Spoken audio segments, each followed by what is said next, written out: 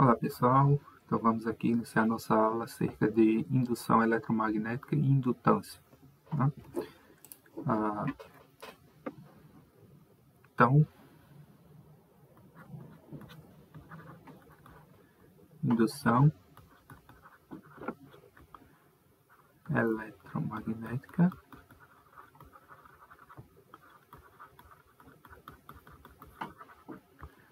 e indutância.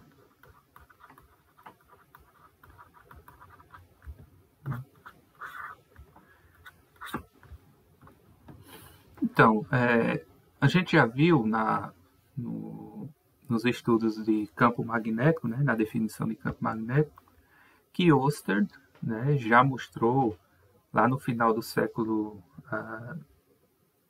do século XVIII, né, e início do século XIX, então já se mostrava, né, já se sabia que uma corrente elétrica, né, gera ao seu redor um campo magnético. Tá? E aí a pergunta é se o contrário aconteceria, né? Naturalmente essa pergunta surge. Então, será que um campo magnético pode gerar uma corrente elétrica? Né? O efeito contrário? A resposta é que sim, né? Então, corrente gera campo magnético, né? Isso aqui a gente viu, né, com o experimento de Oersted, né? Ele descobriu acidentalmente que a bússola se movia, né? O ponteirinho da bússola se movia quando você se aproximava da corrente, né? De uma corrente elétrica. E o contrário, né? Um campo magnético pode produzir uma corrente, né? A gente vai ver que sim, né? E aí, em 1831, aproximadamente, quem mostrou isso pela primeira vez foi Michael Faraday. Né? Então, isso aqui, né, a indução eletromagnética e a indutância, tem largas aplicações no nosso cotidiano. Né? A principal delas, no meu ver, é a energia que está permitindo a gente usar nossos dispositivos eletrônicos agora, né, para gravar essa aula, para assistir a aula, né, que é a geração de corrente elétrica. Tá? Então, a gente vai ver com mais detalhes que o fato de a gente ter corrente elétrica nas nossas casas vem justamente do fenômeno da indução eletromagnética, tá? Que é o modo de se produzir energia nas usinas hidrelétricas, né? Então, que é a fonte mais comum no nosso país de geração de energia. Claro que outros métodos, né, sustentáveis estão cada vez mais em alta, né, como a energia solar, energia eólica, enfim. Né? E aí também até o próprio funcionamento de uma guitarra elétrica, né, funciona através da indução eletromagnética. Né? Então, tudo que é dispositivo eletrônico, pelo menos uma parte dos componentes do circuito funcionam através de indução eletromagnética através de indutores, né, que é o que a gente vai aprender a calcular aqui quando a gente estiver falando de indutância. Tá? Então, Faraday, ele fez um experimento, né? Uma série, na verdade, de experimentos que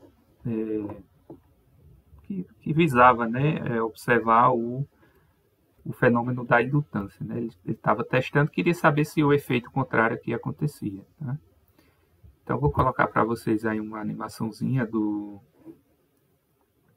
FET, né? Acredito que vocês conheçam o FET.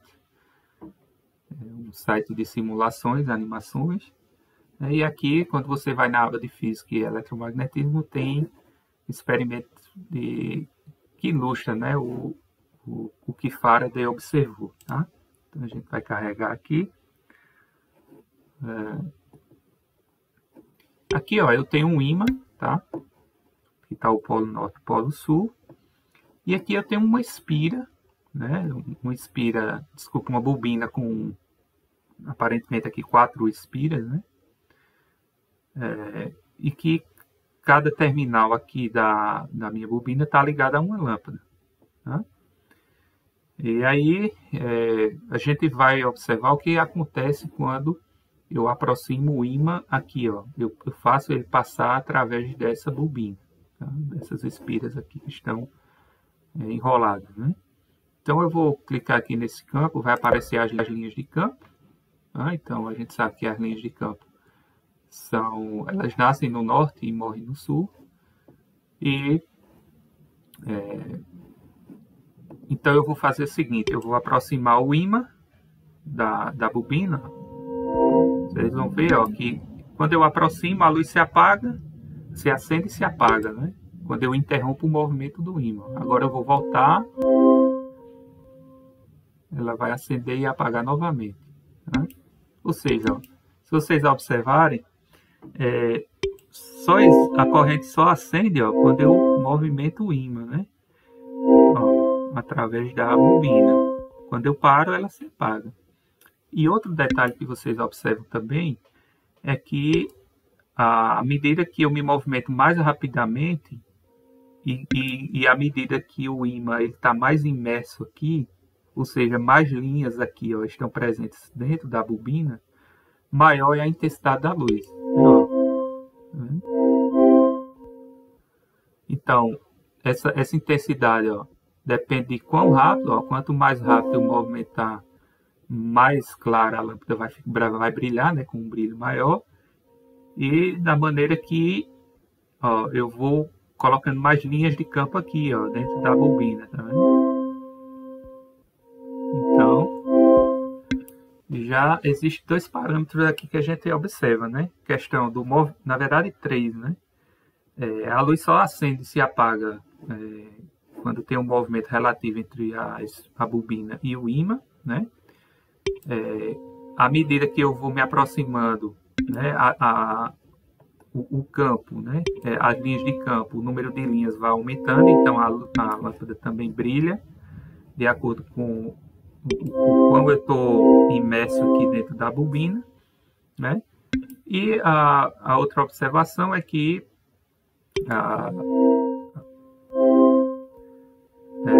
quanto mais rápido, né, ou devagar eu movimento aqui esse ímã, mais ela brilha mais forte, né?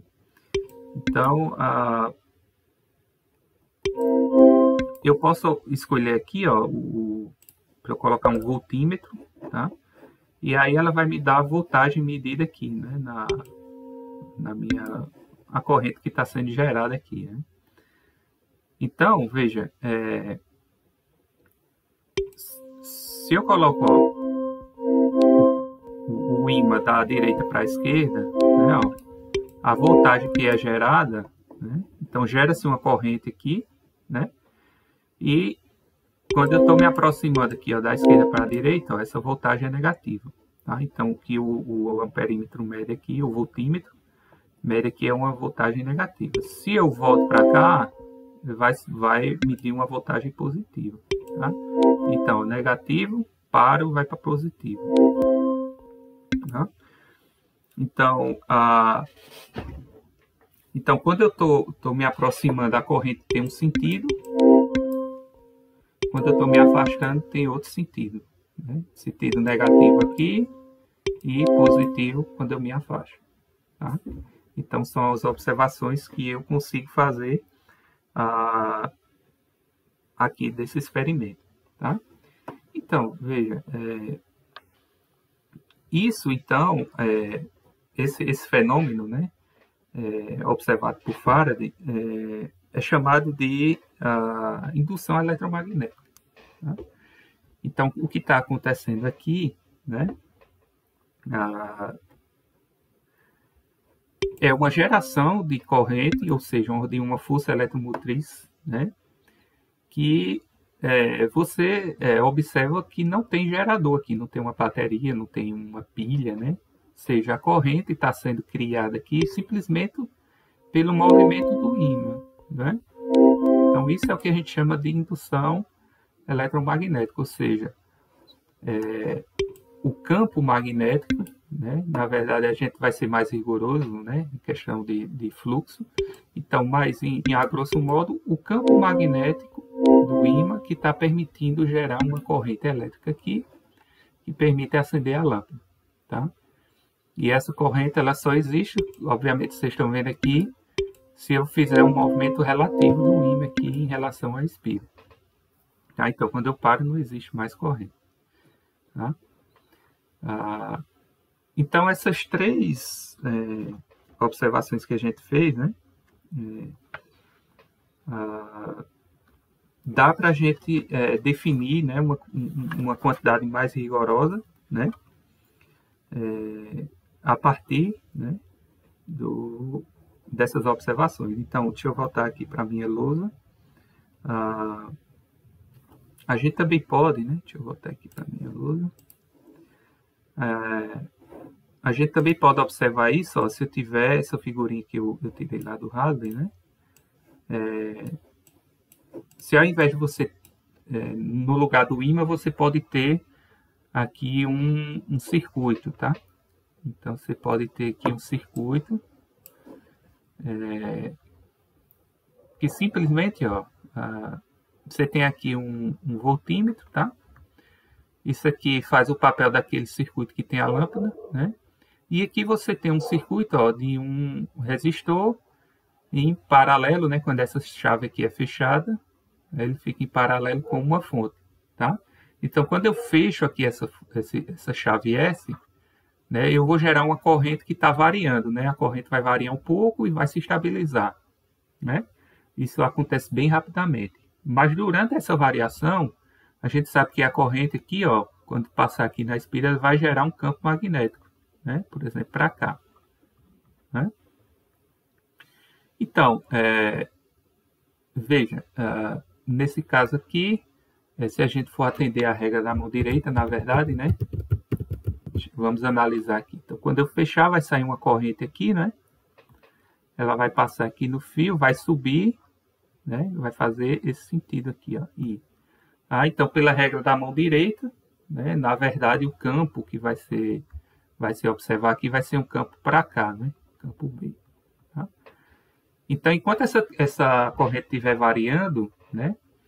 O campo vai variar também, porque a gente sabe que o campo depende diretamente do valor da corrente. A gente viu isso lá, né, o campo gerado por um fio, né? Então, enquanto esse campo estiver variando, vai ser induzida aqui uma corrente também. Então, esse amperímetro aqui, ó, ele vai registrar o valor de uma corrente, desculpa, o voltímetro, vai registrar na verdade, aqui é um amperímetro, né? Isso aqui é um amperímetro. Tá? Então, esse amperímetro vai registrar aqui uma corrente, né? Uma corrente que vai passar aqui. Mas aí é uma corrente induzida. Tá? Ou seja, é como se tivesse aqui um dispositivo que gerasse uma força eletromotriz, né? Que vai gerar uma corrente, né? E essa aqui é o que a gente chama de força eletromotriz induzida, né? É a FEM induzida. Tá? E isso é observado também, né? É um segundo experimento que você consegue medir, né, uma corrente simplesmente porque aqui o responsável por isso aqui foi um campo magnético, tá? Mas aí não ele sozinho, né? Porque a gente viu lá no experimento que eu movi o ímã, né? Que a corrente induzida e a força eletromotriz induzida, né?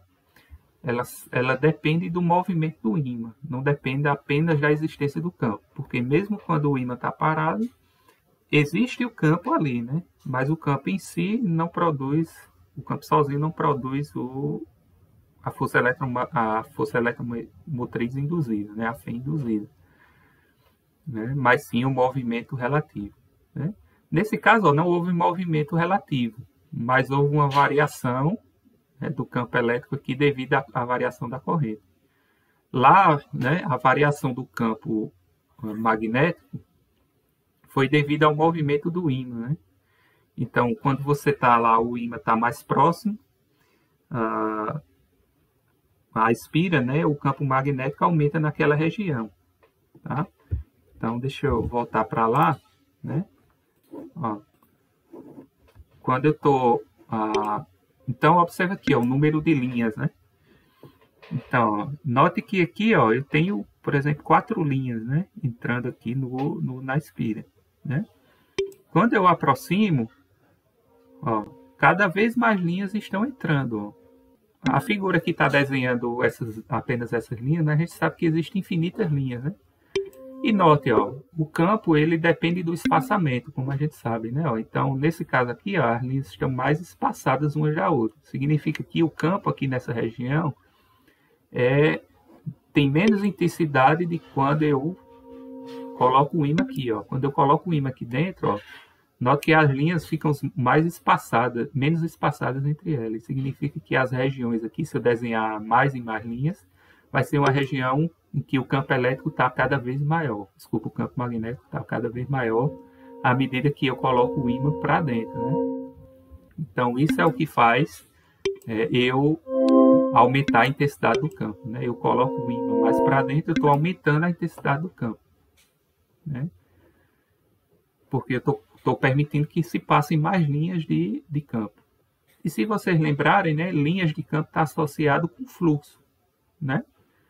Por exemplo, o fluxo elétrico, como a gente viu lá na lei de Gauss, né? Na lei de Gauss, ó, a gente tinha uma superfície, né? E que o fluxo elétrico era medido pelo número de linhas que atravessava a superfície aqui, né? Então, se você tinha B, o fluxo elétrico era simplesmente a integral, né, na superfície de E escalar dA. Né? Isso aqui era para o campo elétrico. Então, quanto mais linhas eu tinha, maior seria o fluxo. Né? O fluxo é uma medida direta do número de linhas. Aqui é a mesma coisa. Né? O fluxo magnético vai ser uma medida direta do número de linhas que entra. Então, o que a gente estava observando ali, na verdade, era um aumento do fluxo magnético através das espiras. Né? Por quê? Porque eu estava aumentando, né, o número de linhas. Né? E, consequentemente, o valor do campo magnético. Tá? Então, isso levou Faraday a anunciar a seguinte lei, né, que a gente chama de lei de indução de Faraday.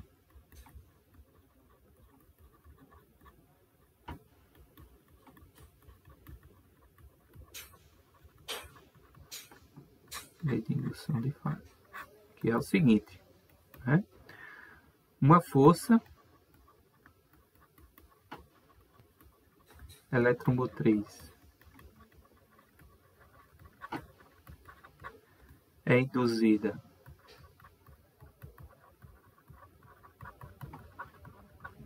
em uma espira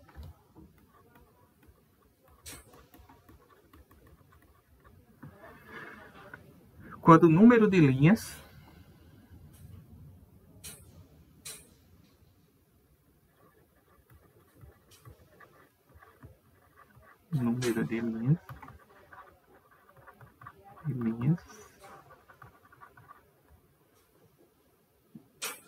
de campo magnético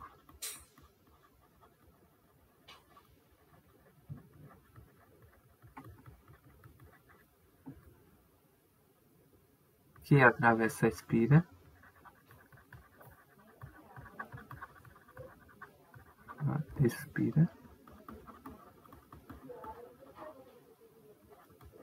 varia. Posso até colocar varia no tempo, né? E aí a gente sabe diretamente que o número de linhas corresponde aqui ao fluxo magnético. Ou seja, o que a lei de Faraday está dizendo é que só existe uma força eletromotriz induzida, ou seja, uma corrente induzida, se você variar o fluxo magnético através da espira, né, ou da bobina. Tá? E aí uma observação aqui, ó, a gente viu, né, que esse número, o quão maior ele for, não importa. Né? Você pode ter um número muito grande de linhas, ou seja, o fluxo ser grande. né? Mas se você não variar esse fluxo, que no caso ali foi deixar o ímã parado, né? Você não vai gerar uma força eletromotriz induzida e, consequentemente, uma corrente induzida, né? Você não vai gerar. Tá? E aí, quantitativamente, né? Pegando já o link aqui, ó, da lei de Gauss, né? A lei de Gauss para o campo elétrico, né? O que seria o fluxo magnético, né? Daqui, ó, o fluxo magnético seria, né, a integral de B escalada em A. Né? A diferença aqui, agora que antes a gente tinha o campo elétrico, agora a gente tem o campo magnético. Né? Então, eu vou fazer aqui, ó, se você tiver uma superfície, né? Uma superfície aqui, arbitrária, né? Se você pegar um elemento de área dessa superfície, né? A gente sabe que o elemento de área é perpendicular à superfície, né? Então, supõe aqui, isso aqui está um pouquinho inclinado, né? Suponha aqui, né? Estou vendo um pouquinho de lado. Isso aqui seja DA, o elemento de área, né? Ele é perpendicular aqui à superfície. E eu vou e pego aqui, ó, uma região de campo magnético, né? Que está atravessando aqui a superfície. Tá? Então, vou fazer aqui de V, por exemplo. V, né? Que está entrando aqui. Vou fazer assim, um pouquinho mais assim. Né? Sai aqui. Então, está entrando assim na superfície. Né? Então, aí aqui, entra aqui. Sai aqui. Né? E por aí vai. Né? Aqui eu tenho várias linhas de campo magnético. Né? Então, aqui eu vou desenhar o próprio vetor B, né? O próprio vetor B, que é campo magnético. Tá? Essas aqui são linhas de campo. Tá?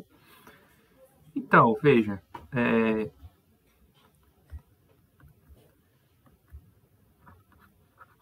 A gente sabe que o fluxo magnético, né? Vai ser o quê? Vai ser você somar todas as contribuições aqui desse produto escalar, né? B escalar dA, né? Ao longo da superfície. Tá? Então, note, ó, tem 3 maneiras de você variar o fluxo aqui, fluxo magnético, né? A primeira delas, né? Vou colocar aqui, ó, variar o fluxo.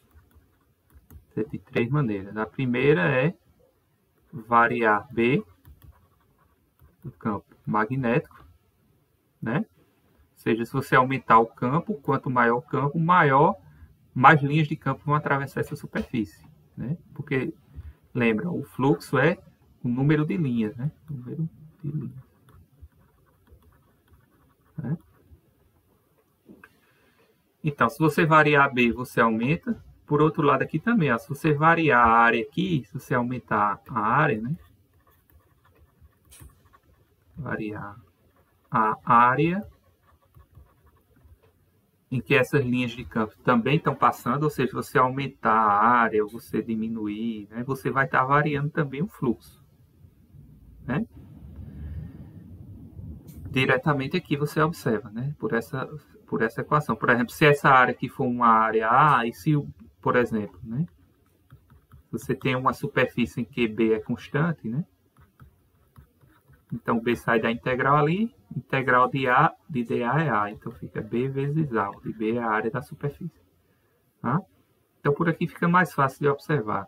Tá? Então, ó, se você variar B, você varia o fluxo. Se você variar a área, você varia o fluxo. Tá?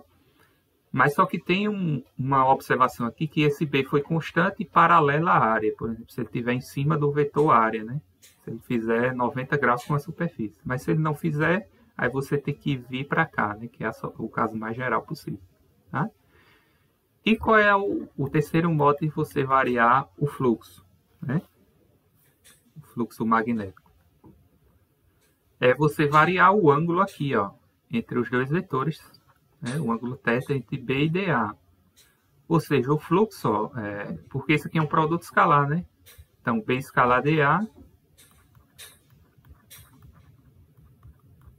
é igual a B DA cosseno de θ, né?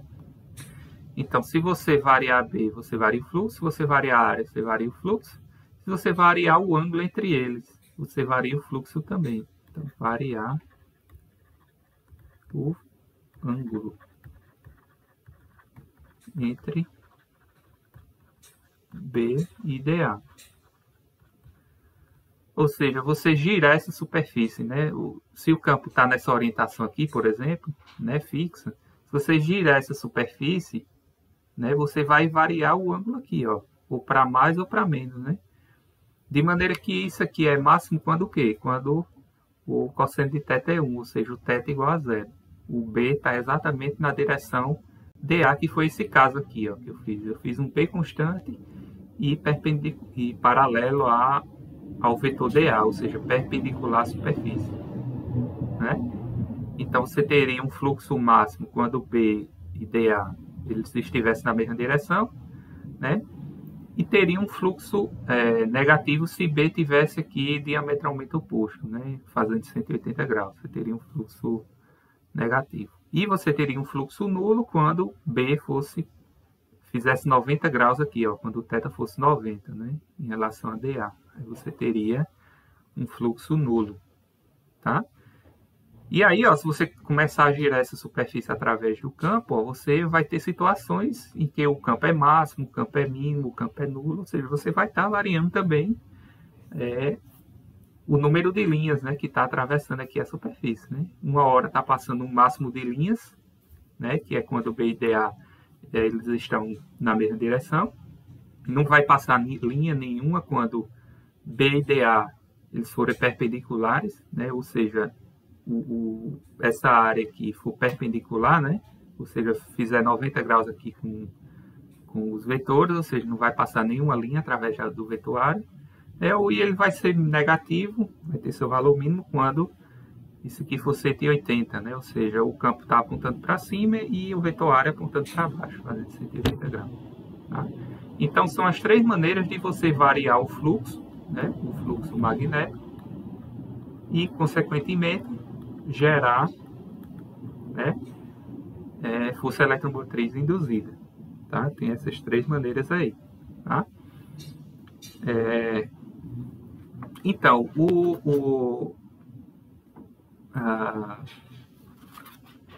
a unidade, então, do fluxo magnético é se você olhar aqui no SI, ó, vai ser o Tesla vezes metro quadrado, né? A unidade de fluxo magnético, que a gente chama de Weber.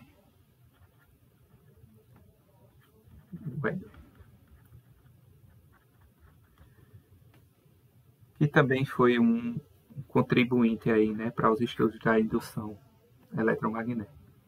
Tá? Então, um Weber é um Tesla vezes metro quadrado, né, no SI. É a unidade do SI que mede fluxo, né? Fluxo magnético. Tá? Então, no caso, vamos voltar lá. Então, vamos generalizar, né? A lei de Faraday. Vamos quantificar a lei de Faraday aqui. Ó. Eu disse que uma força eletromotriz é induzida em uma espira quando o número de linhas de campo, ou seja, quando o fluxo varia no tempo, né? Eu poderia colocar aqui varia no tempo. Tá? Então, matematicamente,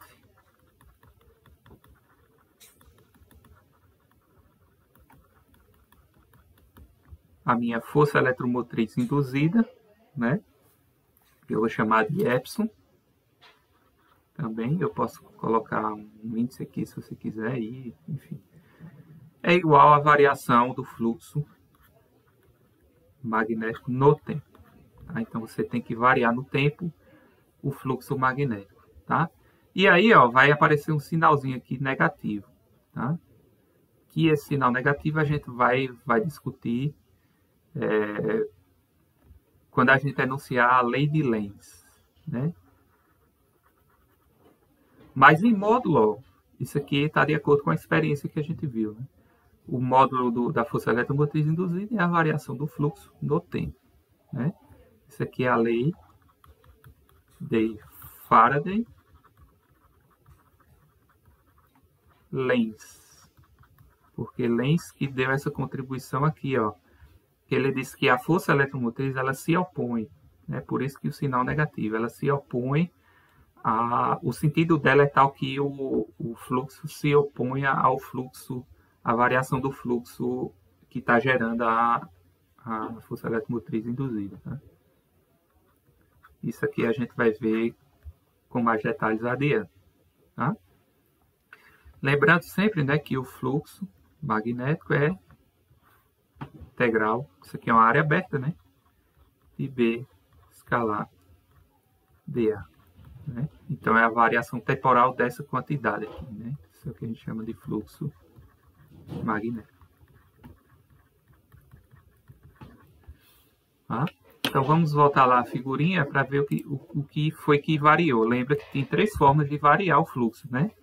Variar B, variar a área ou variar o ângulo entre B e DA. Tá? Então, no caso lá da espira, né, do ímã aqui, ó, o que foi que variou aqui? Né? A área da espira não mudou, né? Então não variou a área. Se eu me mover aqui de uma maneira paralela, eu não girar o ímã, né, como eu estou fazendo aqui, ó, eu não estou variando o ângulo entre B, o vetor B, né, que lembra, B é sempre um vetor tangente a essas linhas de campo. Tá? Então, não estou variando o ângulo, né, entre B e DA, e também não estou variando a área. Então, a única coisa que eu estou variando aqui, ó, é o próprio campo. Né, ó, quando eu me aproximo aqui da espira, eu estou aumentando o valor de B. Né, porque, lembra, ó, o número de linhas aqui está aumentando, né? E as linhas, ó, elas estão cada vez menos espaçadas entre elas. Se eu fosse desenhar mais linhas aqui, ó, eu teria uma quantidade muito maior, né, de linhas cada vez mais juntinhas aqui à medida que eu vou entrando nessa espira. Ou seja, o campo está aumentando à medida que eu entro na bobina, né, nas espiras, e ele está diminuindo, ó, quando eu estou me afastando, porque as linhas estão cada vez menos espaçadas entre elas. Ou seja, eu estou variando o fluxo, na verdade, aqui, apenas por variar a intensidade do campo magnético. Tá? Quando eu me aproximo, eu aumento. Quando eu me afasto, eu diminuo. Né? Mas o fato em si, ó, de existir campo magnético, quando o ímã está parado, né, não faz gerar aqui a corrente induzida. É apenas quando eu movimento o ímã, ó, no sentido em que eu vario, né, no tempo, né, esse fluxo magnético. Né? Então, só existe corrente e força eletromotriz induzidas quando eu estou variando no tempo, né, o fluxo. Que nesse caso o fluxo variou apenas pela variação do próprio campo. Né? E aqui, ó, eu tenho a opção de inverter, né, ó, a polaridade se eu quiser. Né, ó. Então, se eu inverter a polaridade, a única coisa que vai mudar é o sentido da corrente lá. Quando eu me aproximo, ele vai para mais, e quando eu me afasto, ele vai para menos. Né, ó. Vai para mais e vai para menos. Né? E aí a gente vai ver que isso está relacionado com a lei de Lenz. Tá? Então vamos voltar para lá.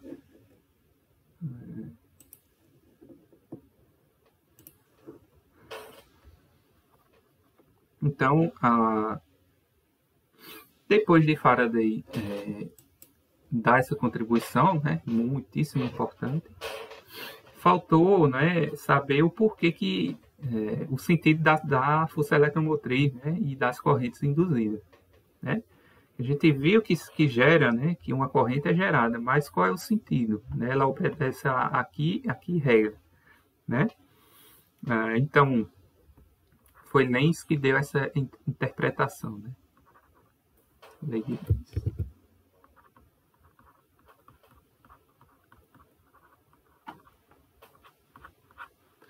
Tá?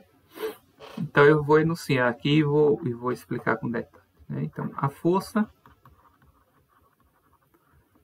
eletromotriz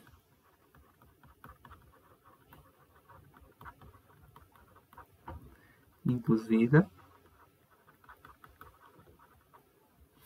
se opõe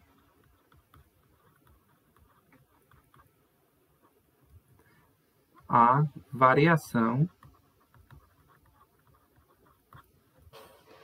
do fluxo magnético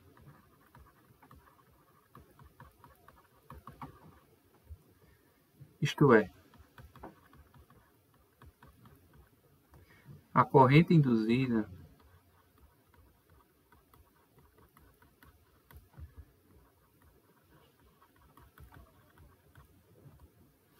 tem um sentido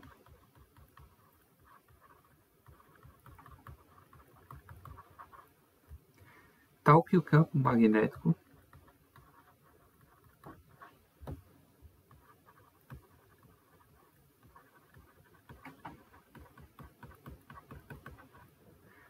produzido por ela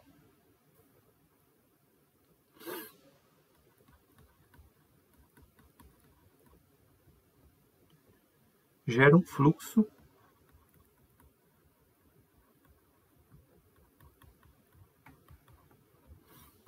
que se opõe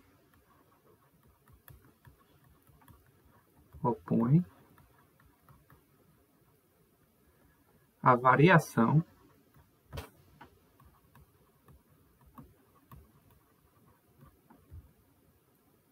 do fluxo magnético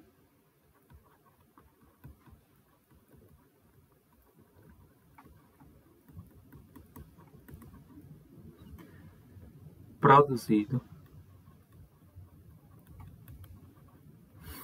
pelo campo que induz a corrente.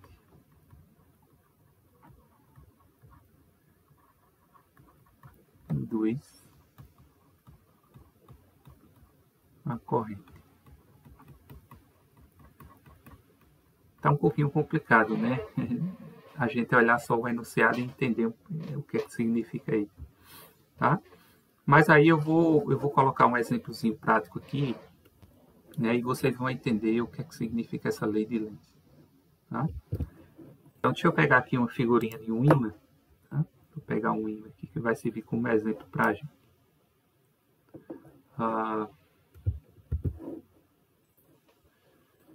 Acho que ele não está reconhecendo. Então deixa eu ver aqui. Você pega outro ímã.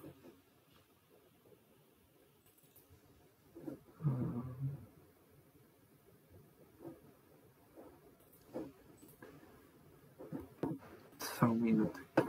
Eu baixei essa figurinha no formato desconhecido, tá? Então vou pegar aqui no formato que deu pra gente. Beleza, com PNG.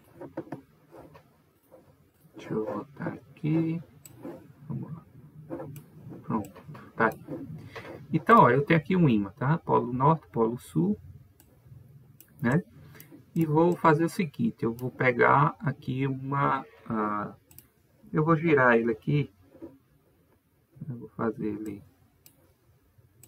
de maneira que eu vou colocar um espira aqui embaixo, né? Então vou desenhar aqui uma espirazinha apenas, né? Por simplificação, né? Que formas, multiplicação, compasso. Então vou desenhar um espirazinho aqui, pequeno.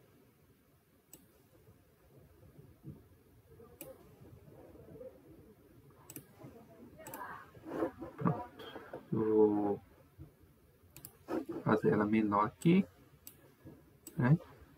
E vou tentar fazer ela pequena.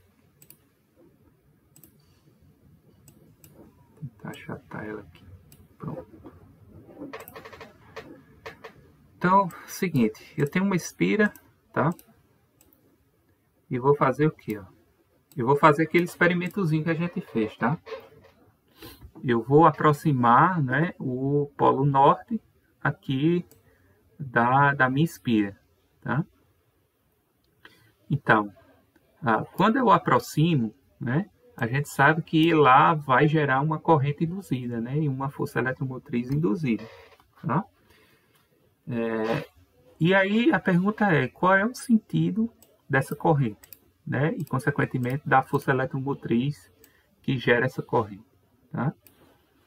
Então isso é a lei de Lenz que vai dizer, ok? Então a lei de Lenz diz o seguinte, ó, a força eletromotriz induzida se opõe à variação do fluxo magnético. Ou seja, lembra, ó, o fluxo magnético nesse caso aqui, ele está sendo variado apenas pela intensidade do campo, né? Porque eu não estou girando a espira, não estou girando a espira, nem estou aumentando ou diminuindo a área da espira, né? Então é o próprio campo que é responsável. Então, ó, a gente sabe, se eu estiver me aproximando aqui, ó, da espira, eu estou aumentando o campo, não é verdade? Eu estou aumentando o fluxo e o campo, consequentemente, aqui no centro da espira, né? Quando eu atravesso a espira. Então, qual vai ser a resposta aqui, né? A corrente que vai ser gerada, tá? Então, a lei de Lenz diz o seguinte, a corrente aqui é gerada de maneira que o seu sentido é tal que ele vai gerar um campo também, né? Porque lembra, se eu tiver uma espira e tem uma corrente, né? A gente sabe que isso aí gera um campo magnético, né? Então isso aqui vai induzir uma corrente de maneira que o seu sentido é tal que vai gerar um campo magnético que compense a variação do fluxo gerado por esse ímã aqui. Ou seja, se o ímã aqui, ó, ele está se aproximando, né? Ou seja, ele está aumentando o fluxo, então a espira vai gerar um campo que tende a diminuir esse aumento. Ou seja, sempre é o oposto da variação do fluxo que está ocorrendo aí pelo ímã. Tá? Então, o ímã está se aproximando, ó, então o movimento é para cá, né? O movimento é para cá, ou seja, o fluxo está aumentando, né? Quando ele está se aproximando da espira. Então, o que é que a espira vai fazer? Ela vai gerar um campo que compensa esse aumento, ou seja, um campo contrário, né? Então, se eu for desenhar aqui um vetor campo aqui desse ímã, né? Vou fazer de azul aqui, ó. Então, o ímã está gerando um campo aqui para baixo, né?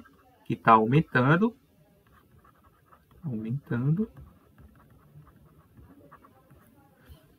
Né? Então, o que é que a espira vai fazer? A espira vai gerar uma corrente que gere um campo que se oponha, vou fazer em preto aqui, ó, a esse aumento. E esse campo aqui gerado pela espira eu vou chamar de B induzido, que é o campo induzido pela espira. E aí, ó, se você usar a regra da mão direita, né, qual é a corrente que gera um campo desse sentido? Vai ser uma corrente assim, ó. Concorda? Faça a regrinha aí da mão direita e você vai ver que é uma corrente que está no sentido anti-horário, né? Então, nesse caso aqui, ó, quando o ímã está se aproximando aqui, né, e o campo está aumentando, né, ela vai gerar um campo que compense esse aumento, né? Ou seja, que diminua esse aumento. E se você imaginar você pode imaginar isso de outra maneira. Você pode imaginar o seguinte: o campo induzido é tal que os polos vão se opor, né? Lembra que o espira ela se comporta como um ímã, né? Uma espira de corrente, né? Então, ó, se for seguir aqui, ó, o campo induzido aqui está se afastando, né? Então significa que a espira criou aqui um polo norte, aqui em cima, e embaixo dela um polo sul, né? Um polo sul aqui embaixo, né? Aqui embaixo dela. De maneira, ó, que é fácil de você enxergar assim, ó, quando o ímã está se aproximando da espira, a espira vai dizer, olha, eu não quero você aqui não, né? Vá-se embora. Então, gera, né, um campo contrário a esse campo que está chegando aqui, ou seja, ela vai se comportar como um ímã, ó, que o norte está aqui, vai repelir o outro norte, né? a mesma polaridade. Então você pode pensar assim também, né, que é uma maneira mais fácil. Tá? Aí se o ímã estiver se afastando, né? Se o ímã estiver se afastando, o que é que acontece?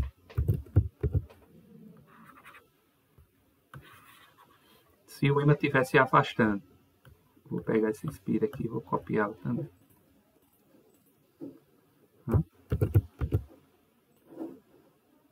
Então tá aqui a Inspira, né? Então se o ímã estiver se afastando, o movimento agora vai ser para cá. Então o que é que vai acontecer? Ó? O campo, lembra, o campo do ímã, ele continua apontando para cá, né, para baixo. Só que o campo agora está diminuindo, né? Porque, lembra, as linhas estão ficando cada vez mais espaçadas quando eu atravesso aqui a Inspira. Então, o campo está diminuindo, o fluxo está diminuindo, mas... então, o que é que acontecendo? O que é que a Inspira vai fazer, né? Como é que ela reage?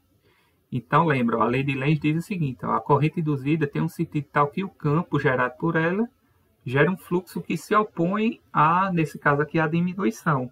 Ou seja, ela vai gerar um campo que compense essa diminuição.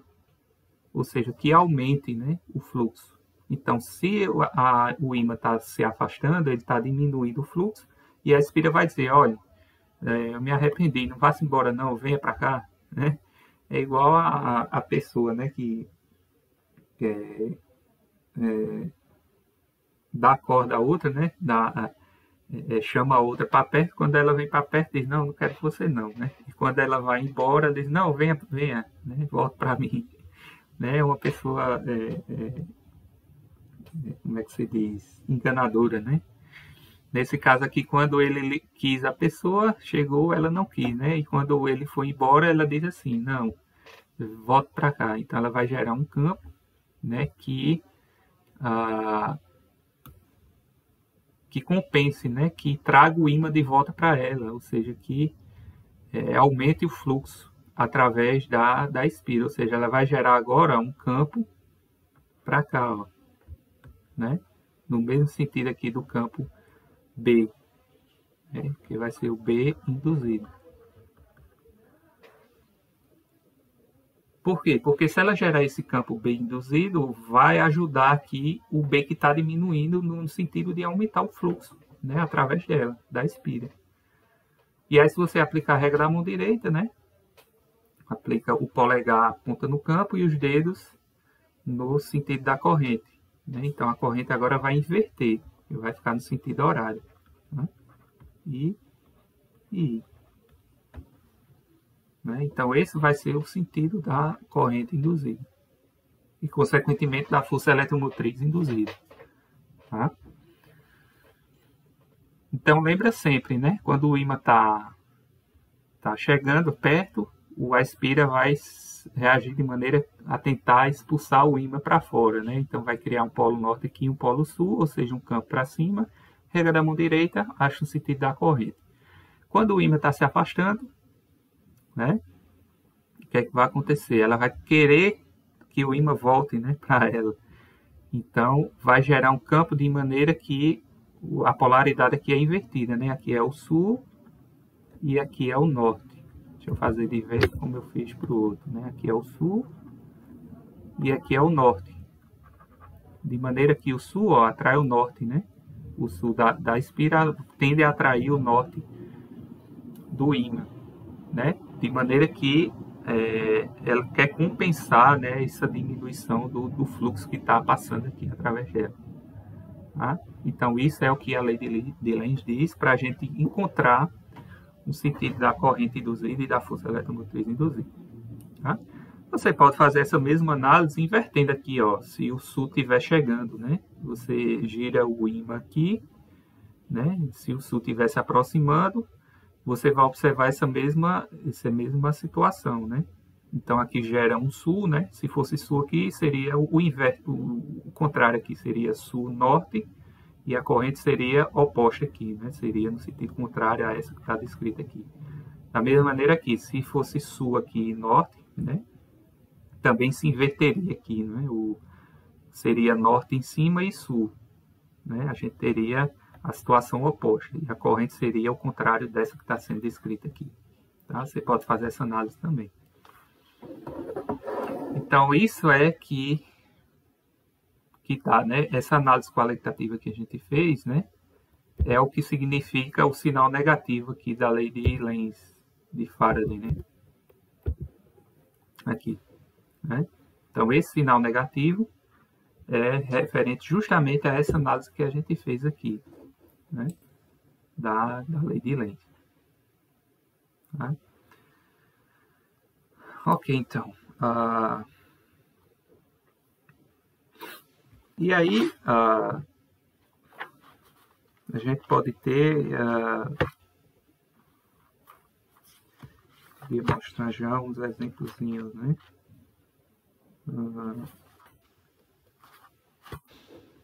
Então, aplicações disso, né? Então, eu vou rodar um vídeo aí para vocês que vai falar um pouquinho desse freio magnético, do freio magnético, que é muito utilizado, por exemplo, em trens, né?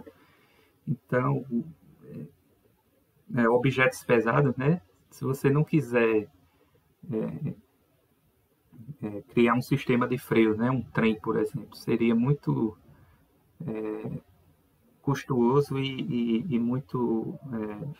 não seria muito eficiente você criar um sistema de freio mecânico, né? Que tivesse um atrito com o trilho, né? Eu estou falando dos trens modernos, né? Claro que os trens antigos eram assim, mas os trens modernos eles usam freio magnético, justamente explorando essa propriedade, né, da lei de Lenz, tá? De gerar um campo, né, uma corrente que gera um campo que se opõe à variação do fluxo elétrico que está gerando aquela corrente induzida. Tá? Então, essa lei de Lenz tem muita aplicação na prática. Então, eu vou rodar um vídeo aqui para vocês verem, acredito que é a aplicação do freio magnético. Tá? Então,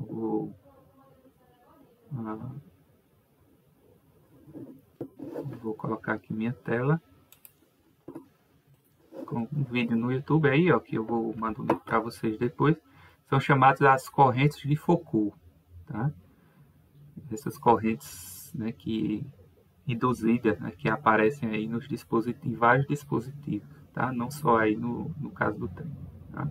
Então, bora. Seria trabalhoso frear um trem de grande porte? Como leigos, pensaríamos logo em um sistema de freio mecânico, isto é, um material atritando em suas rodas. Porém, existem outras formas para que a frenagem aconteça.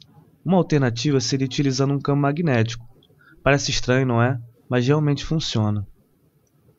Os freios magnéticos inicialmente foram utilizados para facilitar as frenagens em geral, principalmente de trens. O trabalho propunha uma melhor segurança e substituição na área de freios, evitando vários acidentes.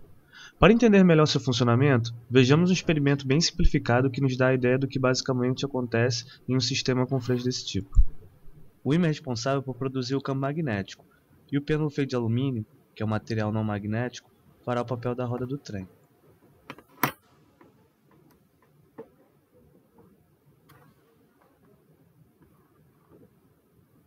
Observe que quando o pêndulo é solto sem a presença do ímã, o seu balanço é livre, sem impedimentos, e ele oscila muitas vezes antes de parar na vertical.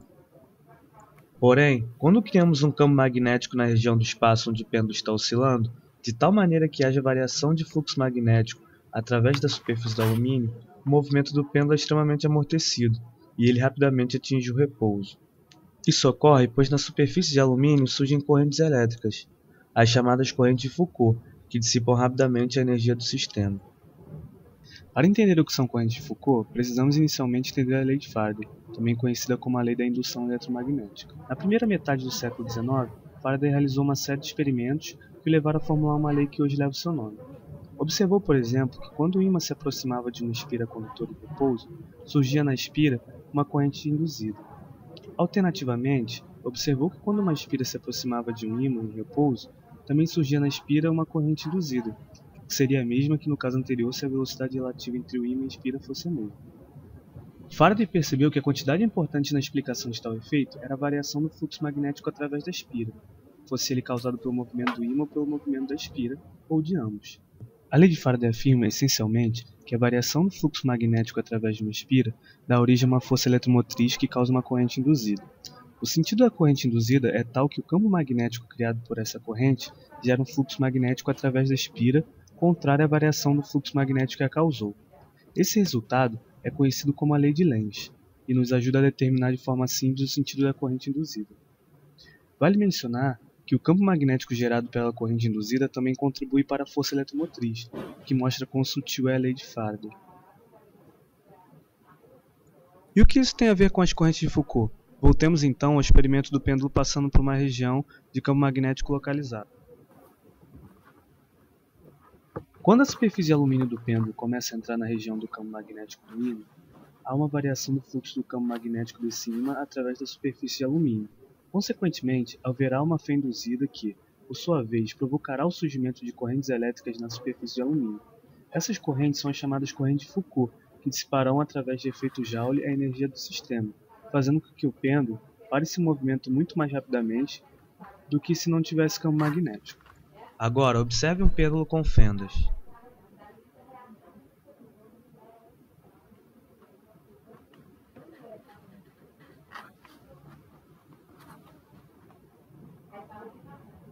A frenagem se torna mais lenta. Isso acontece devido ao material dielétrico entre as fendas, no caso o ar, que diminui a superfície onde se originam as correntes de Foucault. Vejamos outro exemplo. Se abandonarmos a partir do repouso dois corpos de uma certa altura, sabemos que, desprezando-se a resistência do ar, eles se movimentarão com a mesma aceleração, a aceleração da gravidade, 10 metros por segundo ao quadrado, e terão, a cada instante, a mesma velocidade. Consequentemente, atingirão o solo no mesmo instante. Porém, não é o que ocorre nesse experimento. Por que será que isso acontece? Para começar, vamos mostrar o que foi utilizado. São os materiais, um pedaço de ferro e um ímã. O ferro é solto no tubo de PVC, enquanto o ímã é solto num tubo de alumínio. Porém, quando o ímã desce pelo tubo, devido ao seu movimento, haverá variação de fluxo do seu campo magnético através da superfície do tubo, o que dará origem a uma fé induzida que, por sua vez, provocará o surgimento de correntes de Foucault.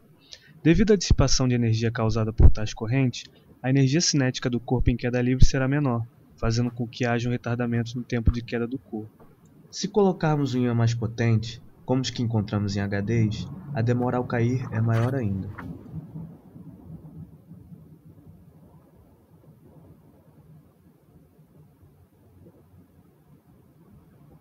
Para finalizar, um último exemplo. Aqui o ímã fica preso numa argoela de ferro na extremidade de uma balança. O disco é então girado e vejamos o que acontece. Como a balança está livre para se deslocar, conseguimos ver a repulsão entre os elementos. Como aprendemos anteriormente, apenas com o movimento do disco temos uma força repulsiva. Assim que o disco para, o ímã volta para a altura inicial.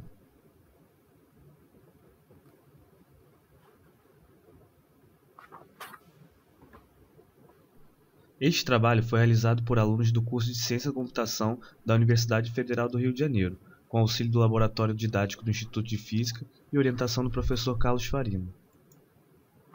Você quer aprender a falar inglês assim? Bueller. Ok, pessoal. Então, deixa eu voltar aqui. Vocês viram, né, que ele deu 3 exemplos de como a lei de Faraday, a lei de Lenz, né, é explorada no nosso contexto do dia a dia, né? Então, a questão de sempre se opor, né, de criar um campo contrário, né, auxilia, né, por exemplo, no freio magnético dos trens modernos, tá? E no caso lá da queda livre, né, você observa que o fato do ímã descer no tubo, né, de alumínio gera uma corrente induzida que gera um campo que se opõe, né, ao campo do ímã, ou seja, vai agir como se fosse um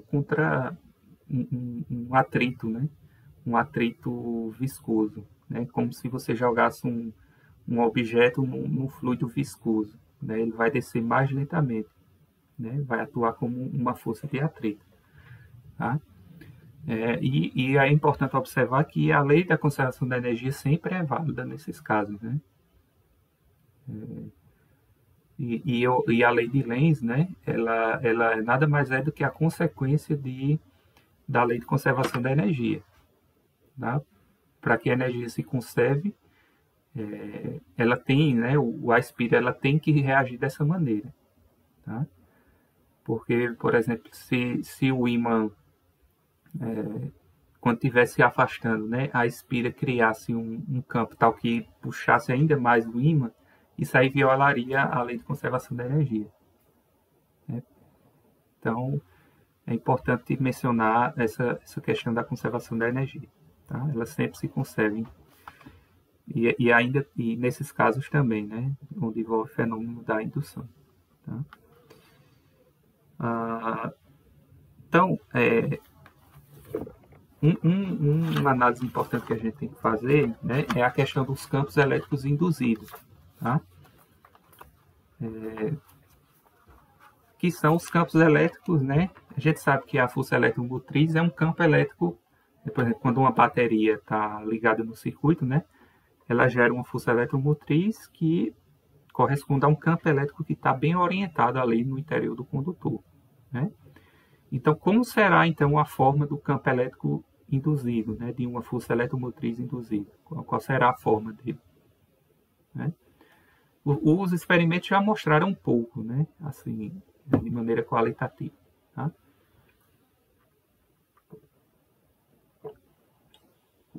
As próprias correntes de Foucault, né? Então, qual é a forma desses campos induzidos, né? Então, bora lá. Campos elétricos induzidos.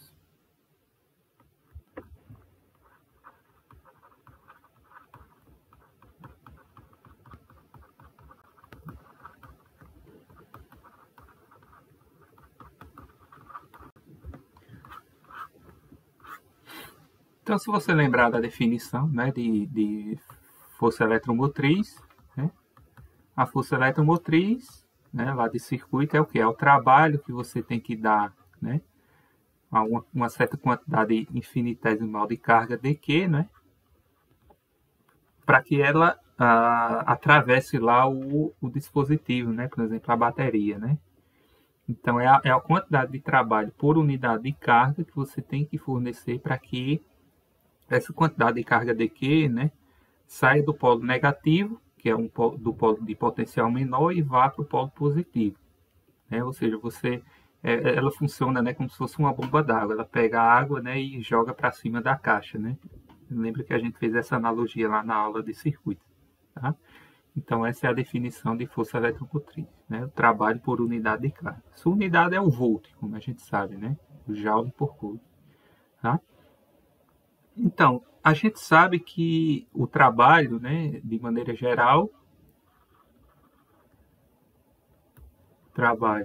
né, na verdade, é integral, né? Você integra, né, a força no caminho, né, cujo comprimento o elemento, né, desse caminho é dl. Você vai de um ponto até outro. E aí, se eu substituir aqui, ó, vai ficar ddq de f escalar dl, né? Integral de f escalar dl. Tá? A gente sabe que a força é o campo vezes a carga, então vai ficar ddq da integral de Q vezes E escalar dE.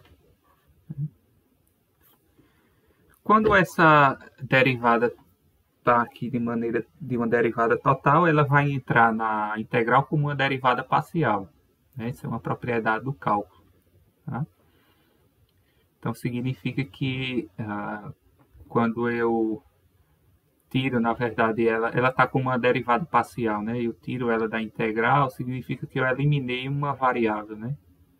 Então, eu não tenho mais para que eu derivar parcialmente, né? Quando eu tiro a derivada parcial, ela vai para fora da integral, eu escrevo como derivada total. Tá? Então, e o contrário vale, né? A derivada total, quando vai para dentro da integral, vira uma derivada parcial. Então, vai ficar a integral de d dq de Q vezes E escalar dE. Aqui tem um vetorzinho, né? dE, tá? Aqui é a derivada parcial. E aí a minha força eletromotriz será, ó, a derivada parcial aqui com respeito a Q, vai dar o próprio campo, né? Então, vai dar simplesmente integral de E escalar dE. É claro que a derivada aqui só pegou no primeiro termo, né? Que é o que tem explicitamente a carga aqui, né? Ele não vai pegar, por exemplo, aqui nesse elemento, a derivada, porque não depende da carga, né? Para essa derivada aqui, isso aqui é uma constante, tá? E aí, quando eu faço essa derivada parcial, né? Para essa variável aqui, o campo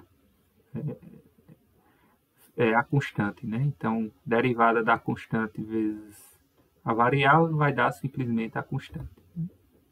Então, isso aqui, ó, a gente sempre faz no caminho, né? Ó, de I a F. Né? No caminho que eu estou percorrendo, né? De I a F. Você coloca de I a F. Caminho inicial ao caminho final, né?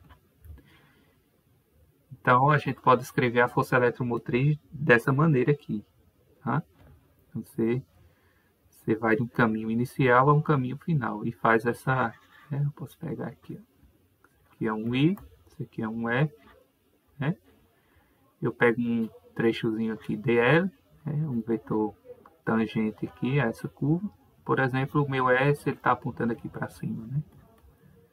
Então, você faz o produto escalar de E com dl ao longo de toda a curva e soma. Então, é o que essa integral está dizendo, tá? Mas aí, ó, se eu pegar uma curva fechada em que o meu I é igual a F, né? O meu caminho final é igual ao caminho inicial. Eu parto de um ponto, vou e volto. Né? Isso aqui é um caminho fechado. Então, para o caminho fechado, ó, essa integral fica simplesmente, né? Caminho fechado. Então, vai ficar a minha força eletromotriz é simplesmente a integral, né? Fechada de E escalar dE. Tá? É isso que está acontecendo aqui. Com desse círculo, a gente sabe, né, que significa que a integral é feita no caminho fechado. Né? E, portanto, ó, a gente pode reescrever, né, a lei de Faraday, né, dessa maneira. Né? A gente sabe que a força eletromotriz induzida é menos dφ dt. Então, escrevendo o E, né, daquela maneira, eu vou ter o que a gente chama de forma integral, né, da lei de Faraday. É escalar dl, que foi o que a gente obteve aqui, né? Substituindo aqui no E, é igual a menos dφb dt. Isso aqui é o que a gente chama de lei de Faraday. Uma outra maneira, né, de enxergar a lei de Faraday. Faraday lei, né? Chamada forma integral. Por que eu digo forma integral? Porque existe uma forma diferencial. Tá? Você escreve isso aqui em termos dos operadores vetoriais, né? Do rotacional, gradiente, divergente, enfim. Né? Mas isso aí vocês só vão aprender, né, nessa versão no curso de eletromagnetismo. Então, para nossos objetivos aqui, a gente fica com essa versão integral. Tá? E aí, ela escrita nessa forma, né, diz o seguinte, né, que um campo magnético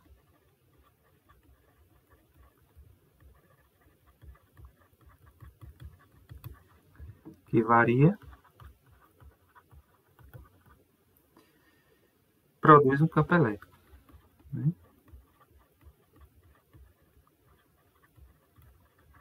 Elétrico. Ou seja, se você lembrar, o fluxo é outra integral aqui, se você quiser ser mais explícito aqui, né? É a integral de B escalada de A, né? Então, se você escrever aqui, vai ficar menos ddt dessa integral aqui, né? Ou seja, ó, se você tiver uma área constante, né? E o ângulo entre eles for constante, se você variar apenas o campo magnético, você vai gerar um campo elétrico. É o que essa equação está dizendo, tá? A lei de Faraday diz. Então, ó, isso é o oposto do que a gente via, né?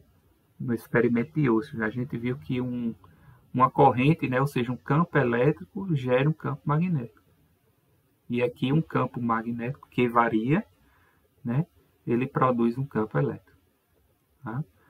Então, e qual é a forma desse campo elétrico? Né? Qual é a forma, por exemplo, das linhas desse campo elétrico?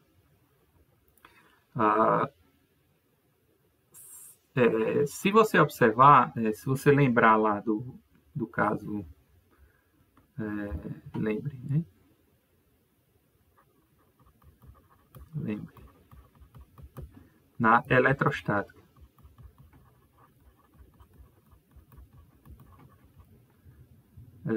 Na eletrostática, os campos estáticos eles eram dessa maneira. Por exemplo, se você tinha uma carga positiva, né, os campos eram de afastamento, né, o campo elétrico. Né? Se você tinha cargas negativas, eram de aproximação. Né? Ou seja, o campo, ele então, em qualquer situação aqui, né, se você pegasse esse campo e integrasse ele ao longo de um caminho fechado, ele sempre dava zero. Tá? Isso é uma propriedade da força conservativa, né? Porque ó, se Q vezes, desculpa, F sobre Q, isso é a mesma coisa de escrever assim, ó, integral de 1 sobre Q, né? F escalar dL. Ó, e lembra, uma força conservativa ó, é aquela que se você integra ela ao longo de um caminho fechado, ela dá zero. Né? Então, por isso que isso aqui dá zero. Né? Isso aqui vem dessa consequência aqui, porque a força é conservativa. Né? Se você integrar isso aqui ao longo de um caminho, né, fechado. Né? No caso, a força eletrostática, né? A força eletrostática, dada pela lei de Coulomb. Né? Mas no nosso caso aqui, ó, a gente está vendo que o E escalar dL ó, não é zero. Né? A integral fechada de E escalar dL não é zero. Né? Tanto daqui como daqui. Ó. Ela vai ser igual à força eletromotriz induzida. Tá? Então, ó, uma consequência direta é que o campo elétrico que é gerado aqui não é da forma eletrostática, não é um campo de linhas abertas que estão divergindo uma da outra, né? Ele é dado por linhas que são fechadas, tá? Isso aí você vai conseguir essa questão geométrica, você vai enxergar melhor quando você aprender essa lei de Faraday, né, na forma diferencial, né? Porque você escreve isso aqui em termos de um rotacional e o rotacional está associado ao fato das linhas de campo serem fechadas, tá? E o divergente está associado a esse caso aqui, né? Eu tenho um divergente não nulo, significa que as linhas são abertas, né? Estão se afastando, tá? Mas o que a gente pode dizer aqui, ó, é que isso aqui a gente já mostrou, né? Isso é mostrado na mecânica clássica, que se a força é conservativa, você integra ela ao longo de um caminho fechado e dá zero, significa que o trabalho, né? O trabalho é esse termo aqui, ó. Né? O trabalho total é zero, né? E aí, se isso aqui é diferente de zero, significa que a força não é conservativa, que é esse caso aqui da eletrodinâmica, né? Então, a conclusão que a gente tem é que, nesse caso aqui, o nosso E não é conservativo. conservativo. E, portanto, as linhas são fechadas. Tá? Então, se você for fazer aqui, qual é a forma, né, do meu campo elétrico aqui, né? Então, lembra, o campo magnético está gerando o campo elétrico. Então, se eu pegar aqui uma região, né? Vou fazer aqui, se eu pegar uma região aqui de campo magnético, né? B, ele está entrando aqui no plano da página.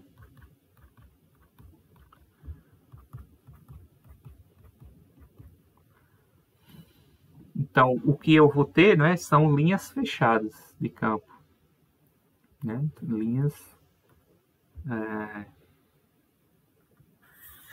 deixa eu fazer aqui. Fazer aqui de azul.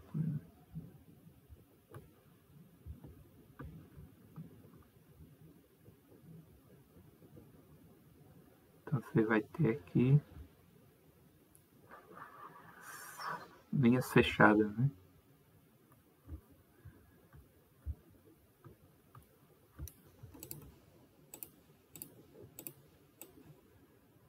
Então, deixa eu ver. Fazer uma menor.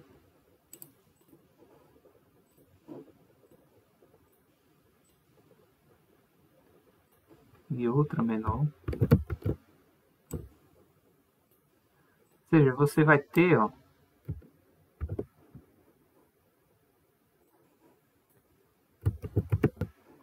você vai ter cada vez mais linhas em círculos concêntricos, né?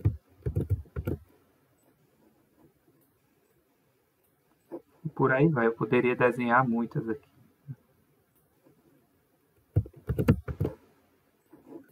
Infinitas linhas de campo. Então, as linhas de campo do campo elétrico, né, são linhas, ó, fechadas, né?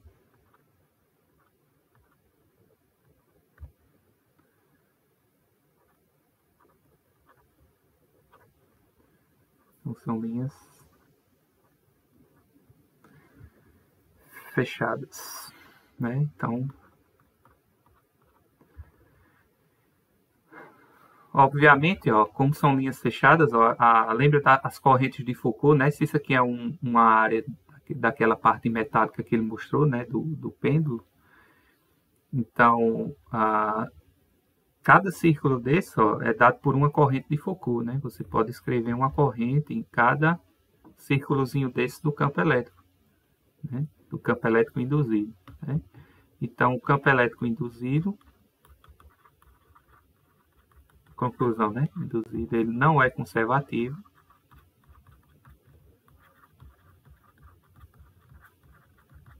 Porque a integral dele, né? Aqui, ó, é fechada ao longo da zero, né? A dar diferente de zero, tá? Ele não é conservativo, né? Consequentemente, são linhas fechadas,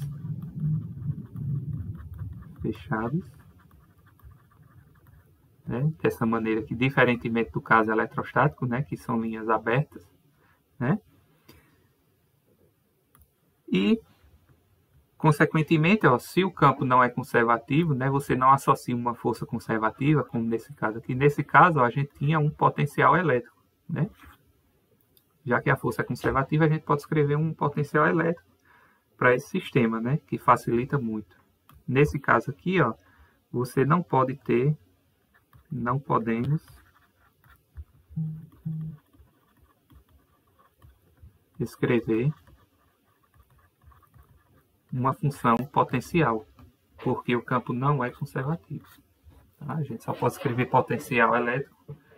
O potencial em geral, por exemplo, para a força gravitacional, né? Força gravitacional é conservativa, a gente escreve um potencial gravitacional. Força eletrostática é conservativa, a gente escreve um potencial eletrostático. Mas no caso do campo induzido, né? Quando você induz um campo elétrico, né, que é um campo que não é gerado por carga estática, você induz por um campo magnético, então esse campo ele não é conservativo. Ou seja, a lei de conservação da energia não é aplicada, né, a esse campo e, consequentemente, você não pode escrever uma função potencial para esse sistema. Tá?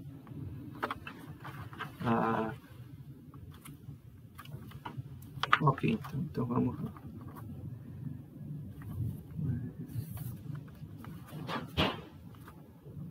A gente vai definir o que seria indutância, tá? Então agora vamos aplicar, né, os conceitos que a gente aprendeu aqui para dispositivos, né? Dispositivos que vão ser usados em circuito. Então é natural que a gente estenda, né, esse conhecimento da indução eletromagnética para circuitos, para que seja útil para a gente, né? Então, a primeira grandeza que a gente pode definir para um dispositivo que utiliza dessa propriedade da indução é a chamada indutância. Então, lembra, na eletricidade a gente tinha um dispositivo que armazenava energia, né, no circuito, que era chamado de capacitor. Então, a função do capacitor era armazenar energia, né, através de, por exemplo, um capacitor de placas paralelas, né? Ele armazenava e ficava ali prontinha para o circuito, para quando o circuito precisasse, ele fornecesse de maneira bem rápida a energia elétrica, né? No caso, a energia corrente elétrica para o circuito. Tá? Aqui, né, a gente vai ter um dispositivo semelhante, que é o que a gente vai chamar de indutor. Tá? Então, o indutor a gente representa como uma molinha, assim, ó. Então, toda vez que você vê essa molinha no circuito, a gente chama ela de indutor.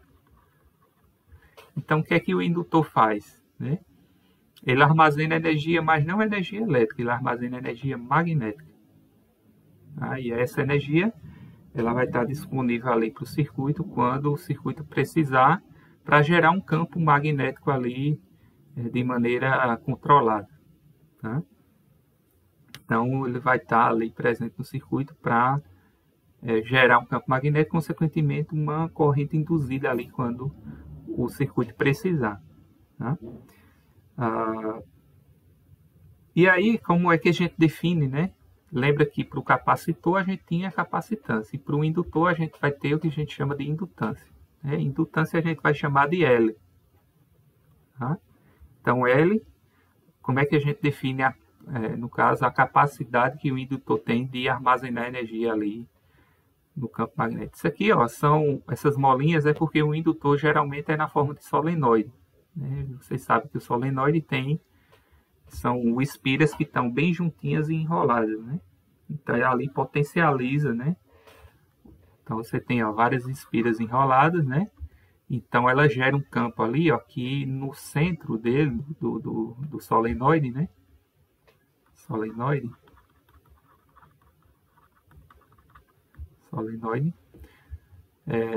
Então, no centro dele, ó, o campo é praticamente uniforme, né? As linhas de campo estão bem juntinhas, né? Quando chega aqui, as linhas se divergem, né? Quando você está perto das extremidades do solenoide. Mas quando está no centro, essas linhas são bem juntas. Então, você tem um campo aproximadamente uniforme, um campo magnético, e bem intenso, né? Aqui no centro. Então, isso é um dispositivo que consegue gerar um campo magnético ali no seu interior, né? Por passar uma corrente aqui nele. Tá? Então, ele é um dispositivo que vai regular o circuito quando ele precisar ali, para que ele gere um campo e uma corrente induzida, tá? Para equilibrar. Então, o L, né, que é o que a gente chama de indutância, ele é dado por... Simplesmente, ele é proporcional a N-φB, ou seja, se aqui eu tenho N espiras, né, e φ é o fluxo em cada espira.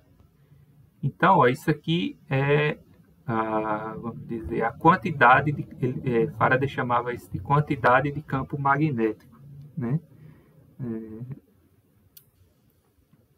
Que é o que a gente chama de enlaçamento do fluxo magnético. Tá? Esse N-φ é o enlaçamento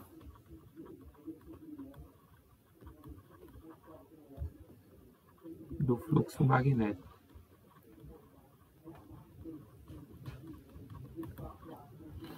Por quê? Porque as linhas enlaçam, né, as espiras aqui, por isso que a gente fala de enlaçamento do fluxo. Né? O fluxo, que são as linhas, eles enlaçam aqui as espiras do solenoide. Então, quanto maior espiras, né, quanto mais espiras você tem, maior vai ser o enlaçamento, consequentemente, a indutância dele vai ser maior. Tá? E a indutância é inversamente proporcional à corrente que está sendo gerada aqui, ó, porque lembra que tem uma corrente que passa através dessas espiras e gera esse campo, né? Lembra lá da aula de campos gerados por correntes. Então, quanto maior essa corrente, para um dado enlaçamento do fluxo magnético, né, que é o fluxo total de todas as espiras, menor vai ser a indutância. Ou seja, um indutor, né, que ele precisa de muita corrente para gerar uma dada quantidade de enlaçamento de fluxo, ele não é um bom indutor. Mas, por outro lado, se você tiver um indutor que gere uma corrente pequena, né, que para uma corrente menor gere o mesmo fluxo total, então esse indutor ele vai ser um indutor bem eficiente. Né? Então, isso é o que significa indutância. Né? No caso lá da capacitância, né, C era Q sobre V. Né? Capacitância é igual a carga dividido pela DDP, por exemplo, entre as placas lá que você tinha. Né? Você tinha positivo e negativo. Né? V é a diferença de potencial aqui, ó, entre a placa positiva e a placa negativa. E Q é a carga total, né? Que é o módulo de cada placa aqui. Aqui é mais Q e aqui é menos Q. Então lá, ó, uma capacitância grande significa que você armazenava muita carga para uma dada DDP. Mas aí se você pegar um capacitor fraco, ele vai armazenar a mesma carga para uma DDP alta. Ou seja, uma DDP que é gerada tem que ser bem alta para que ele armazene a mesma quantidade de carga. Mas aí um capacitor eficiente significa o quê? Que ele vai gerar uma quantidade de carga, a mesma quantidade de carga para uma DDP pequena. Né? Ou seja, ele vai se descarregar de uma maneira mais lenta do que um capacitor que é menos eficiente. Tá? Então, essa analogia vale para aqui também, para o indutor. Tá? A unidade de medida de indutância no SI,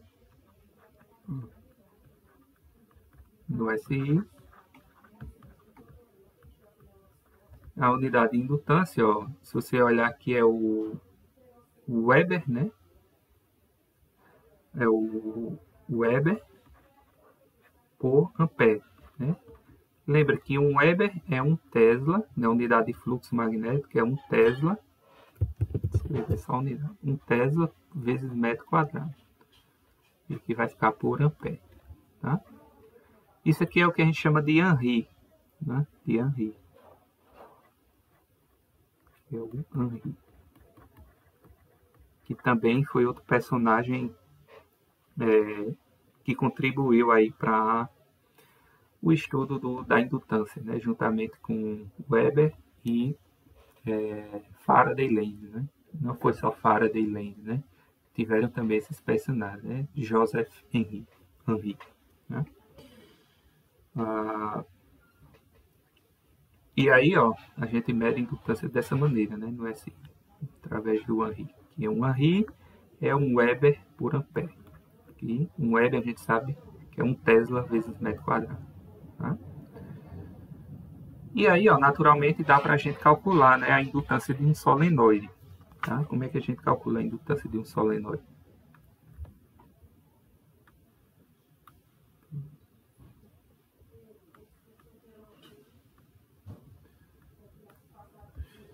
Indutância de um solenoide.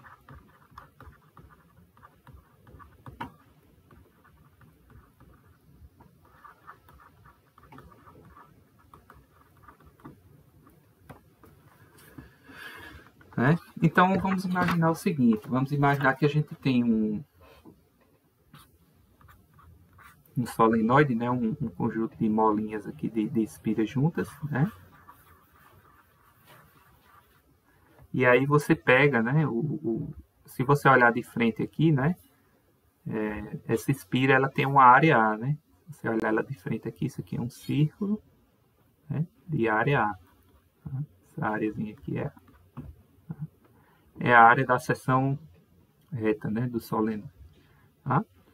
E aí, ó, esse solenoide ele é longo, né? De maneira que você tem que fugir aqui das bordas, porque você vai ter aquele efeito de borda, né? As linhas, elas vão divergir aqui nas bordas, né? Quando você está mais perto do centro, ó, as linhas são juntinhas ali, o campo é praticamente uniforme, o campo magnético.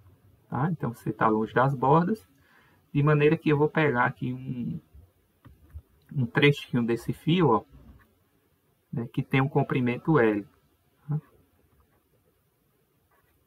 Tem um comprimento L. E aí, ó, se eu pegar esse trechinho aqui, né, de comprimento L, qual vai ser o enlaçamento aqui? Que é N vezes o fluxo. Lembra que a indutância, né, é o enlaçamento do fluxo dividido pela corrente. Tá? Então, está passando uma corrente aqui, obviamente, né? E aí a gente quer saber qual é a indutância desse solenoide. Tá? Então, a gente tem que saber aqui, ó, primeiro, quem é esse N fluxo. Né? Esse N vezes o fluxo, ó, como eu estou aqui no centro, né, a área, as linhas de campo, elas vão ser, ó, todas assim, ó, né, o campo, ou seja, ele vai ser paralelo à área, né? Então, quando você calcular o fluxo, né, que é a integral de B escala dA, como elas são paralelas aqui, ó, o vetor dA, né, é paralelo aqui ao campo, então isso aqui vai ser BdA, e como o B é constante aqui no centro, né, ele sai da integral, fica B integral dA é B vezes A. Então, o fluxo vai ser simplesmente B vezes A. Tá? Então, aí eu vou escrever esse N grande, ó, que é o número total de espiras, né? Como eu estou pegando só um trechinho, é interessante a gente pegar o número de espiras por quantidade de comprimento. Por comprimento. Tá? Isso aí a gente já fez lá no caso do solenoide, né? Que é o número total dividido pelo comprimento que eu estou pegando. Tá? Isso é espiras por comprimento. Então, quando você substitui N grande por N vezes L, então fica assim, ó, N vezes L, vezes o fluxo que a gente calculou aqui, que é B vezes A. Então, isso aqui é o enlaçamento aqui do fluxo, né? Mas a gente viu lá no capítulo anterior, né, que o campo de um solenoide é dado dessa maneira aqui, ó, é B igual a μ0, que é a constante magnética, a corrente, vezes o N, que é o número de espiras por comprimento. Tá? Isso aí eu fiz lá na aula anterior a essa, tá? Que é de campos gerados por correntes. E aí você substitui aqui, ó, o B por isso, e vai ficar, né, a N vezes fluxo igual a N vezes L vezes B, que é μ0, e N vezes A. Né? E aí você pode fazer assim, N vezes φ igual a N quadrado, μ0, né, que é a constante, N quadrado e L vezes A. Tá? Portanto, ó, quando você faz aqui agora para a indutância, né, o Nφ vai ser quem? 0, N quadrado e LA dividido pela corrente, que é I, né? Aí você cancela, cancela. E aí a sua indutância, né, do seu solenoide vai ser μ0, N quadrado, L vezes A. Né? Isso aqui é a indutância do solenoide. Então, cuidado para não confundir o L grande com o L pequeno, tá? O L grande é a indutância, né, que é essa aqui, e o L pequeno é o comprimento aqui que você está pegando, tá? É útil também, né, você escrever, né, isso aqui para o solenoide. É a indutância por unidade de comprimento. Quando você joga o L para cá, fica μ0 n² vezes A. Né? Isso também é bem útil, né? Se você não quiser pegar um trecho específico aí do seu dispositivo. Então é de se observar, né? Essa aqui é a indutância por comprimento, né? Indutância por comprimento do solenoide, tá? Então, se você observar, ó, a indutância, né? Ela depende apenas, ó, da geometria do dispositivo, ó. Depende do número de espiras aqui, ó, por unidade de comprimento, tá vendo? Que depende do número de espiras total, né? Depende do comprimento que você está pegando e depende da área aqui da seção reta, né? É proporcional a tudo isso aí. Quanto maior, por exemplo, a área aqui, quanto maior for seu solenoide, maior vai ser a indutância, né? Quanto mais espiras você tiver, também vai ser maior, tá? Então, tudo isso aqui é uma propriedade que depende da geometria do seu indutor, tá? E aí a gente volta à analogia também do capacitor, né? No capacitor de placas paralelas, por exemplo, o nosso C, que é a capacitância, é ε0 A sobre D, né?